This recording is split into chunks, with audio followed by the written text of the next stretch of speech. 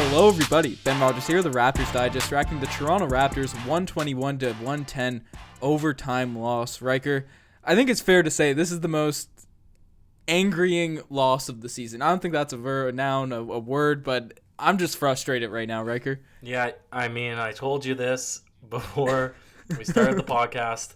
We made it to overtime. I opened up a tub of ice cream, ready to settle in for an interesting match, and Stress ate half the tub. I just want to say this. I want to go on record to say the team lost overtime. Regardless if Lowry was swapped out with OG Anunoby, that 8-0 start by Jimmy Butler, that would have happened either way. Those sloppy turnovers and bad shot selection would have happened either way. With that being said, I'm going to be pointing a lot of my criticisms tonight towards a Mr. Kyle Lowry and a Mr. Nick Nurse, even though I'm not nearly half as creative as that coaching mastermind. But tonight there was some obvious errors on all parties here that were trying to win a game.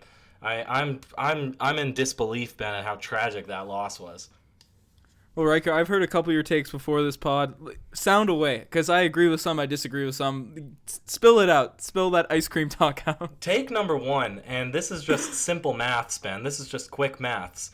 Of the 11 three-pointers that Kyle Lowry missed, we could have had 22 to 33 points. That's just simple, quick maths, right? We only lost this game by 11, so we lost this game by the amount of points that he bricked from three, right? Now we're taking away, not only that, but we're taking away probably, Siakam only took 14 shots. We're taking away his average here, 8. He usually gets up 22 shots per game. We're taking away 8 shots from Siakam.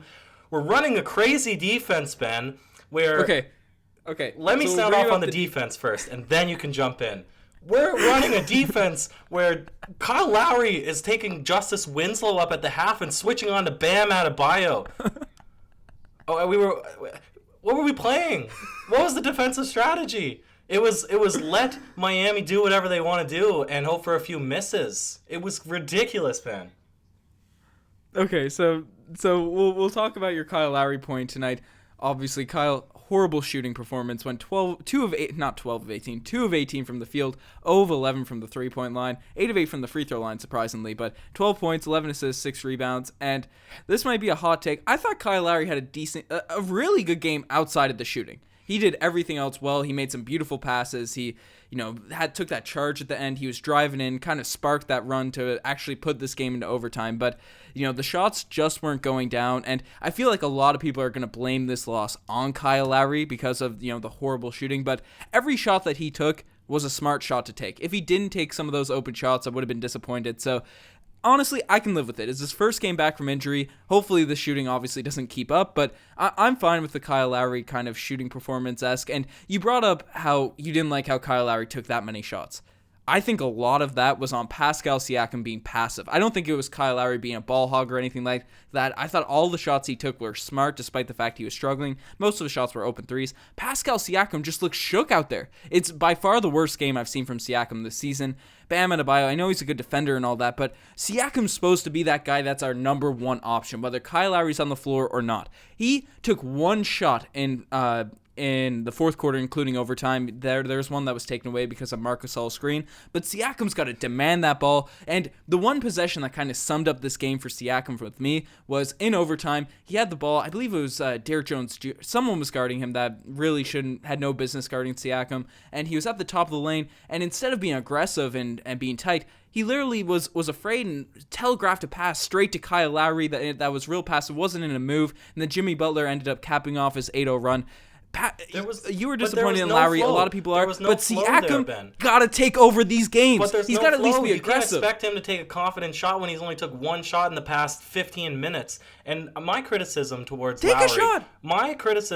Lowry is not that he took 11 misses. My comment is that those 11 misses, had he not been playing, would have went to somebody else, and they might have shot at a higher clip. My criticism with Kyle Lowry. That's fair. My criticism with Kyle Lowry is he completely disrupted the flow of the game. And you can say that he brought the team back, but that's simply not the fact. His complaining after every call, his aggressiveness, every single possession that Kyle Lowry had, he wanted the ball to stop, to go dead. When we have been successful this past 8-game win streak, it's because the whistle hardly ever runs. We get out in transition, we push the ball, and that's happened in fragments this game. And there's a little bit of credit to be had towards the Miami defense, but you can't argue that the composition of the offense was completely different than we've seen prior to having Kyle Lowry and Serge Ibaka together in tandem. And then my second issue, and I'm not even going to talk about defense yet, is you have a starting lineup on the Miami Heat with Myers Leonard and Bam Adebayo. Bam Adebayo is 300 pounds of pure steel. That man is a block. Pascal Siakam should have an easy time going around him, and I'd argue Derek Jones Jr. has a much better chance at guarding him because he's long and athletic. And so he needs to get his shots up, I agree, but I don't know. Do you truly think it's passiveness, or is he just not getting his attempts? I mean, where did those 18 shots go? Who would have taken them if Kyle Lowry wasn't playing tonight? Would we just run the bench more, or would have it come to the starters? I don't know. Well, yeah, that's something we could speculate on, but to bring up your point on passiveness, Pascal Siakam started this game. You know, he had that phenomenal game in the last one, 35 points. He was being aggressive, and he has struggled against these bigger, blockier defenders because he's more of an inside-out player. Even though his three has been tremendously improved this season, when the threes didn't go down early, when he missed a few of those jumpers and he airballed, I think he had 3 airballs in the first half of this game, he started, he looked to get inside, but he couldn't physically impose himself on Bam Adebayo, and he wasn't getting around him tonight for some reason. So I thought if Derek Jones Jr. is on him, at least because we've seen Siakam post up guys that are smaller than him and get buckets left, right, and center. Unfortunately, we couldn't end the game with that sort of thing, but Siakam's just got to find a way. And you mentioned it. That's fair. Yes, in the last 2 minutes of the fourth quarter, it's tough for Siakam to get the ball and say, "Let me take over." But the fact that even though Nick Nurse inserted him in late, he's got to get a shot up. He's got to demand the ball, say, "I'm going to need a drive. I'm going to need a post up. I'm going to need a cut or something. I'm going to make a smart cut." Because Lowry was feeding the cutters tonight, and so does Fred VanVleet every night, right? Pascal Siakam has, as their number one option in terms of scoring, has to get a shot, 2, 3, 4 shots up before that stretch of happens. Whether he's making them or missing them, at least he has the ball in his hands. He needs to be the offense. It can't be, the flow or blaming it on other guys. He is our number one option on offense. It's what Kawhi did last season. It's the difference between Pascal Siakam, who's, an all-star and all that sort of stuff night in, night out right now, and a superstar night in, night out. Whether the shot, Jimmy Butler tonight, Jimmy Butler, I'm not saying he's a superstar, but he has that sort of clutch gene where, I don't want to sound like Skip Bayless, but he knows how to take over games, right? He didn't have the greatest night in terms of scoring efficiency. Before the overtime period, I believe he only had, 14 points or something, right? But down the stretch of the game, he demanded the ball, whether a shot was going in or not, and that's something Siakam has to do if he wants to be our number one option. And it's the difference between a good regular season team and a good playoff team. Having players that can do that down the stretch. And, Siakam, he's forced into the number one option this season. It's been something we've been watching. He does it some nights, struggles some nights. Usually against better teams, he struggles with it more often. If we want to go back to back, make it to the finals, anything like that, beat the Miami Heat, beat the Boston Celtics, beat the Bucks in the playoffs, we're going to need Siakam to step into that player because I don't think it's fair to expect Fred VanVleet or Kyle Lowry to be that this season. Siakam's got the highest potential to be that player for us, and I think he can. He just needs to shift his mindset and be more aggressive down the stretch. The defense to me just looked gross out there tonight. I agree with what you're saying that's about another Pascal point. Siakam. Yeah. The defense to me looked gross because they were all over the place. It seemed like maybe they were playing some sort of zone or a box and one. We switched into a zone occasionally. My eyes were all around the screen here this game, but the issue was there was wide open 3-pointers at times, and then they were getting beat on backdoor cuts at times. And I'm saying, why can't you play man-to-man? It's because you're getting bullied here when you have 2 6-foot guards out there, and that might be a reoccurring issue moving forward. But what disappoints me the most, Ben, me the most about this game is that I don't finish,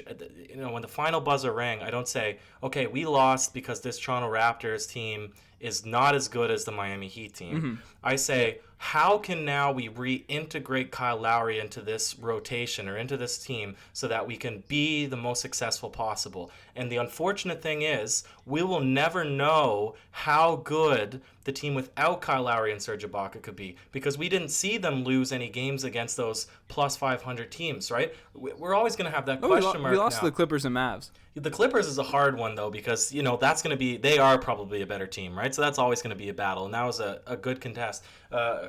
But my point is, Ben, I don't want to put and I started the podcast saying this. I'm not saying Kyle Lowry lost the game tonight because we made it to overtime. The team lost in overtime. That was a terrible team, offense and defense. Well, no, the defense was fine after we stopped that 8-0 stretch. But the issue is that I'm saying tonight is, could we have won had we have played the regular game that we've played the last 8 games, where it's fast pace. You know, we have our young guys going out there confident. We give Rondé Hollis-Jefferson time to go hard on defense and get those crazy and one buckets.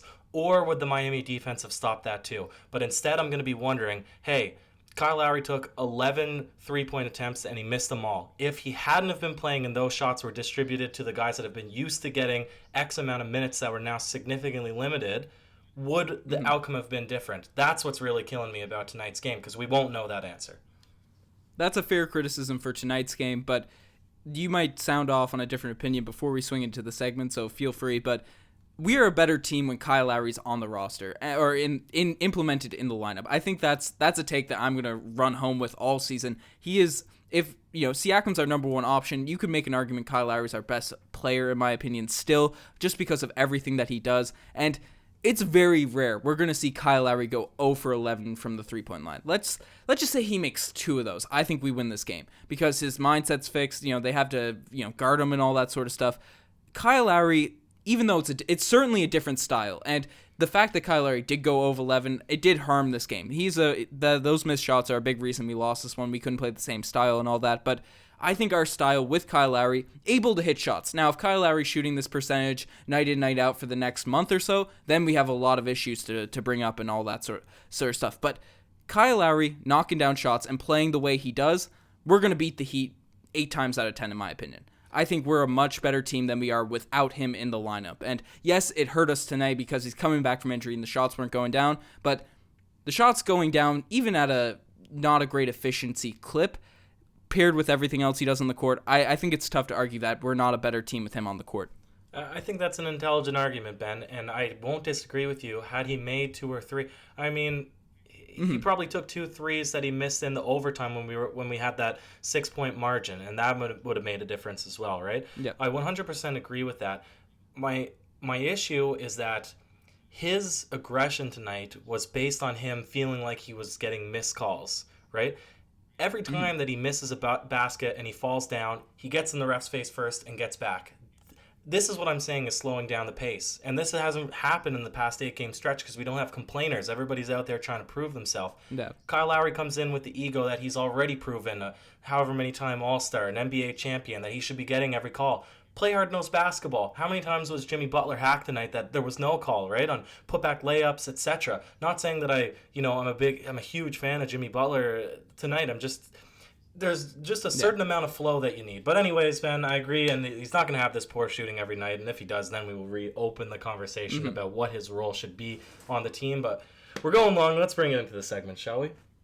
Yeah, certainly. Tonight, the spicy P lay of the day, Riker. It wasn't going to Spicy P. It's going to our guy Norman Powell, who, even off the bench tonight, had a monster game, 23 points, 8 rebounds, and hit a clutch 3 to put us up 1 against the Miami Heat after it looked pretty bleak there in the fourth quarter, but the Raptors made a run, and it was capped off by Norman Powell hitting a corner 3 where the refs, it looked like a conspiracy or something, because I didn't know if you didn't call, it didn't look like there was a coach's challenge.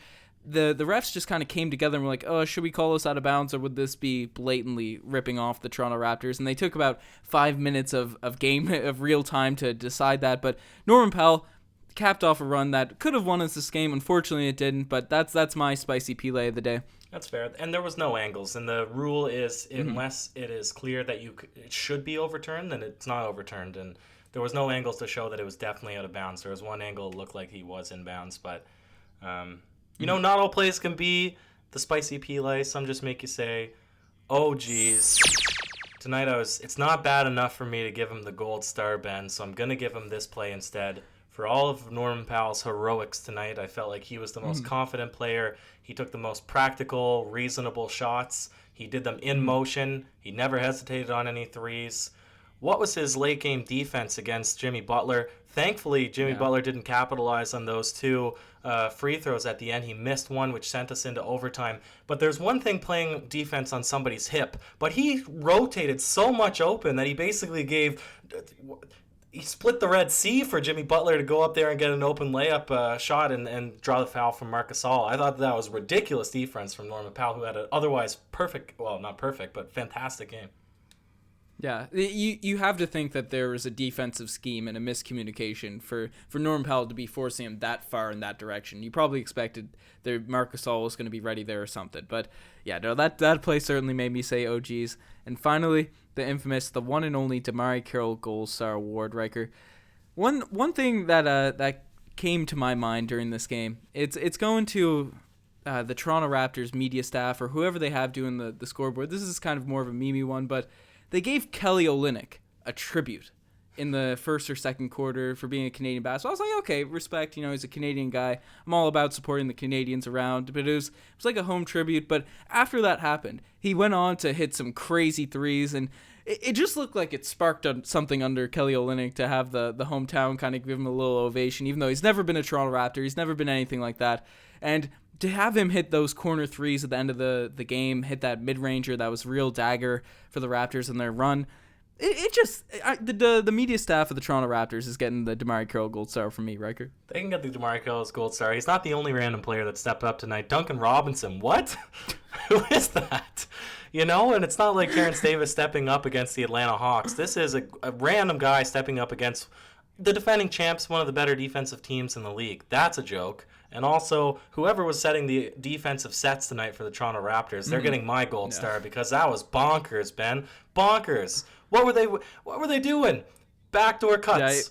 No switches. Switches on putting Lowry onto the bigs. Leaving Kelly Olynyk open from three. Play man-to-man. Who's going to beat you besides Justice Winslow? No one. Ridiculous.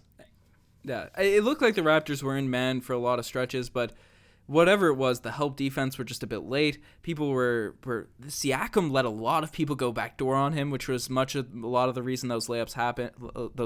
I can't even speak right now.